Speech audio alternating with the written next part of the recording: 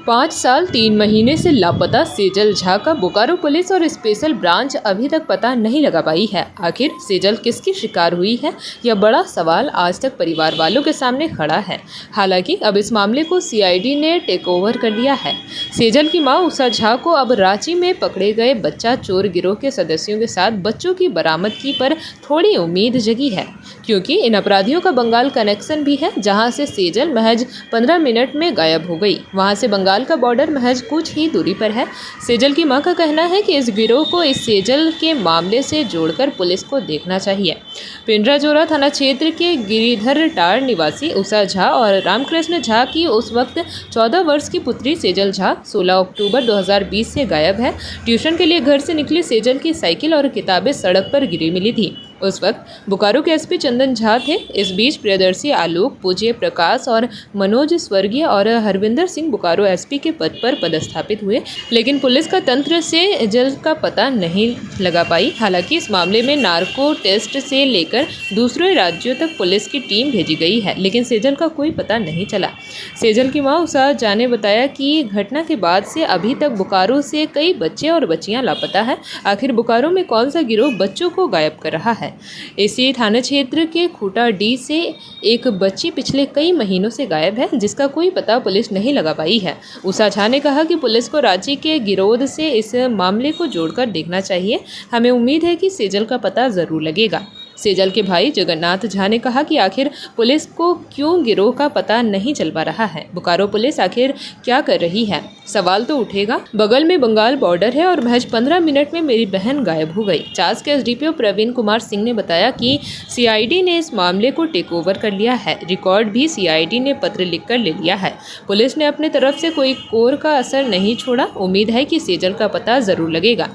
2020 16 अक्टूबर सुबह 10 बजे से पहले हमारा एक भरा पूरा खुशहाल परिवार छोटा सा था, जिसमें मेरी सास, मेरे पति, मेरा बच्चा और मैं, मेरी बेटी बहुत खुशी से रहते थे।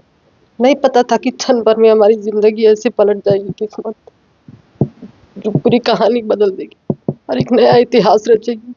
पिछले 5 साल से इसी उम्मीद से हम लोग मंदिर, मस्जिद, गुरुद्वारा, CM, headquarter, DGP, DIG, SP, थाना, पुलिस, बस दौड़ना, यही उम्मीद थी कि कहीं ना कहीं किसी रास्ते मेरे बच्चे का एक फोन कॉल, एक खबर मिलेगा। लेकिन बस आश्वासन ही मिला। जब तक झा सर थे हमारे बोकारो में, एक उम्मीद थी जीने की, कोशिश कर रहे थे, काफी प्रयास किया था, बहुत मेहनत हुई थी, लेकिन उसके बाद तो शायद उम्मीद भी अब खोने के कगार पर है। हम लोग कहीं से कोई उम्मीद नहीं, बस आश्वासन मिलता है कि मैडम आप ही बताइए ना कि हम लोग क्या करें। अगर बता ही पाते हम लोग कि हम लोग क्या करें, तो शायद मैं इतनी सक्षम हूँ उस बच्ची के लिए, क्योंकि माँ हूँ मैं उसकी। मैं कर पाती, जान पाती तो मैं जरूर उसको वहां से ले आती। अभी तो केस पे सीआईडी में था जी, अभी हाल ही में मेरी बहन ममता मिश्रा गई थी मैडम के पास, वहां से भी उम्मीद मिल जगा है। सीआईडी को ट्रांसफर हुआ है ऐसा सुनने में आया है, लेकिन मेरे पास इसका कोई खबर भी नहीं आया है और कोई मिलने भी हमसे नहीं आया है अभी तक। और मुझे नहीं जानकारी है कि हमारे केस का आयो अभी कौन हुए हैं और किन के पास है और टीम में कौन कौन है। बस पता चला है कि सीआईडी के पास ट्रांसफर हुआ है, लेकिन पता नहीं क्यों हमको ऐसा लग रहा है कि रांची में अभी अंश और अंशिका का जो केस हुआ है, जिसमें बच्ची लोग रिकवर हुई है, मिली है, बहुत अच्छा लगा सुन करके। किसी माँ का गोद तो फिर से भरा, किसी के घर में खुशहाली आई। लेकिन कहीं ना कहीं मेरे केस में यही लिंक जुड़ा हुआ है, जरूर है, क्योंकि अभी हाल ही में खुटाडी में भी एक ऐसा ही केस हुआ है जिसमें लड़की अभी तक नहीं पता चली। पेक नारायणपुर से एक 6 साल का बच्चा, जो पिछले 4 साल से उसकी माँ मेरी ही तरह ढूंढ रही है, भटक रही है अपने बच्चे के लिए। चंद्रपुरा से एक खुशबू कुमारी के लिए उसकी माँ दिन रात रोती पिटती है। शायद उसके पास इतना जानकारी नहीं है कि वो कहीं जा सके, लेकिन भगवान से उम्मीद लगाए आज भी बैठी हुई है। क्यों बोकारो में इतने सारे मिसिंग केस आज भी पेंडिंग पड़ा हुआ है? मेरी जानकारी के अनुसार 14 से 15 मिसिंग केस अभी तक 2005 से लेकर के अभी तक है, जिसका कोई पता नहीं चला। मुझे लगता है कि इसी केस से मेरा केस जरूर संबंधित है। कहीं ना कहीं मेरी बच्ची इसी में फंसी हुई है। वही गिरोह एक्टिव है बोकारो में, जो ये सब गिरोह अपना काम यहाँ पर कर रही है, बच्चियों को यहाँ से ले जा रही है। और मुझे सरकार से उम्मीद है कि इस केस को उस केस से जोड़ा जाए, उस गिरोह से जोड़ा जाए और जोड़ करके उससे मेरे केस को किया जाए, उससे खोजबीन किया जाए।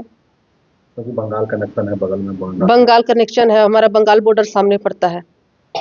यहाँ से बच्चियों को उठाकर ले जाकर के ऐसे गिरोह में दलदल में फंसा दिया जाता है बच्चियों को, जैसे बच्चे निकल नहीं पाए। मैंने पलक झपकती आपकी बेटी का है। बस कुछ ही क्षण में 15 मिनट का समय, मेरे 10:45 में मेरे घर में थी वो, उसमें उम्र के और 11:15 पे 14 साल। मैं क्लास 11th में पढ़ता हूँ अभी। जब मेरी दीदी का ये घटना हुआ था तो आई थिंक मैं उस टाइम पे 12 ईयर का था। अभी मेरा ईयर 18 हो गया है, 18 एबव हो गया है, और अभी तक मेरी दीदी का कुछ भी पता नहीं चला है। जहाँ तक हमको लग रहा है रांची में ऐसा ही एक केस का रिकवर हुआ है जिससे कुछ लड़कियों का रिकवरी हुआ है। हमको लगता है यहाँ तक कि बोकारो में भी ऐसा ही कहीं गिरोह चल रहा है जिसका अभी तक हमारे बोकारो पुलिस को कुछ पता नहीं है। हमको ये लगता है कि इसका बारे में पुलिस को जानकारी करना चाहिए बोकारो में कि ऐसा क्यों हो रहा है, क्यों लड़की गायब हो जा रही है दिन दहाड़े हमारे गांव से, हमारे घर से उठा के कोई ले जा रहा है 10-15 मिनट में, किसी को पता नहीं चल रहा है। और एक्चुअली ऐसा हो क्यों रहा है क्योंकि सामने हमारा बंगाल बॉर्डर पड़ता है। कुछ भी यहाँ पे हो, वन जंगल का एरिया है, किसी को कुछ पता नहीं चलता है, तुरंत कहीं ना कहीं कुछ गायब हो जाता है, कोई मारा हुआ मिलता है सामने। ऐसा बहुत घटना हमारे यहाँ मिला है, लेकिन बोकारो पुलिस इसमें ज़्यादा एक्टिव नहीं है। क्या उम्मीद है कि रांची कनेक्शन अगर जोड़ा जाए तो इसका? हाँ, रांची का कनेक्शन से अगर इसको जोड़ा जाए तो शायद कुछ पता चल सकता है, क्योंकि एक जन के इससे नहीं हो सकता है इतना बड़ा कांड। उसमें पहले भी हम लोग सेजल झा को की बरामदगी के लिए पुलिस, बोकारो पुलिस अपने स्तर से बहुत प्रयास की है। हम लोग उसमें नार्को एनालिसिस भी कराए हैं, विभिन्न छापामारी दल का गठन करके विभिन्न राज्य भी भेजा गया, केरला, बंगलोर, सभी जगह भेजा गया था। और उनकी जो परिजन है, उनकी माता है, वो स्वयं वरीय पदाधिकारी से मिली थी और उसके अनुशंसा के आलोक में इस केस को CID को भेज दिया गया है।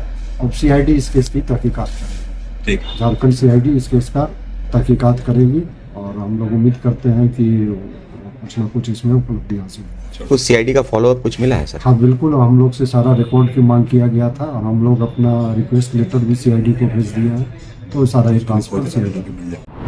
JP भारत लाइव, भारत की बात JP के साथ। वीडियो को लाइक करें, शेयर करें और चैनल को सब्सक्राइब करें।